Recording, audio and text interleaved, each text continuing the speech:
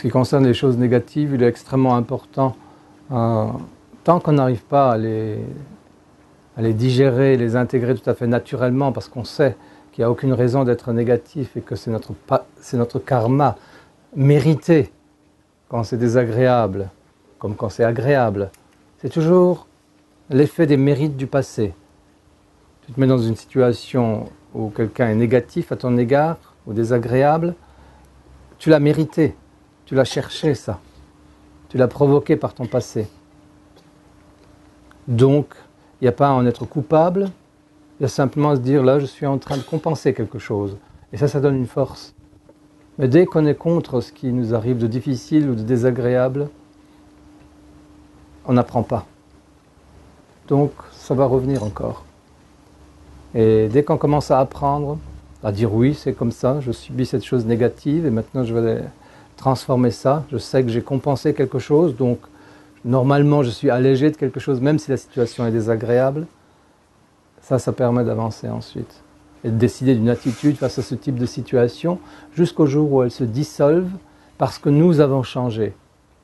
Si moi je ne change pas face à une situation, elle sera récurrente, toujours et toujours, et on ne peut rien y faire.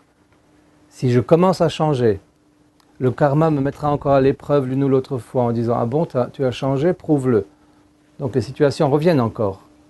Mais comme si j'ai réellement changé, ces situations, je les vivrai beaucoup moins douloureusement, je les comprendrai mieux et je saurai à qui les attribuer, la partie mienne et la partie aux autres, et l'évolution peut se faire.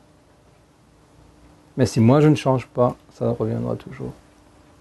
J'attire ce que je suis. C'est comme ça, on ne peut rien y faire. Et si je suis à un meilleur niveau, j'attire autre chose.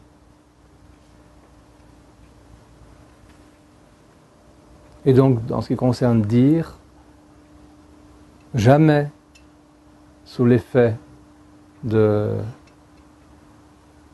la colère, de la peur, de la déprime, jamais.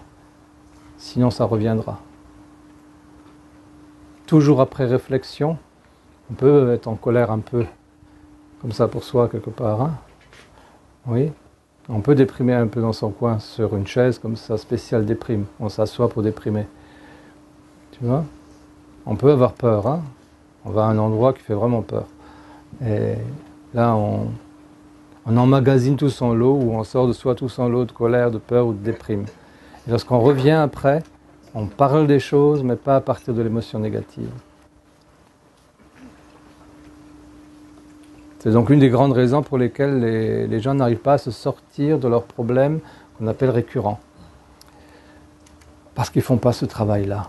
Et ils ne font pas la rétrospective en choisissant l'attitude noble qu'il aurait fallu avoir, ou en tout cas l'éclairement à la lumière de l'enseignement de la situation qui a été blessante ou douloureuse.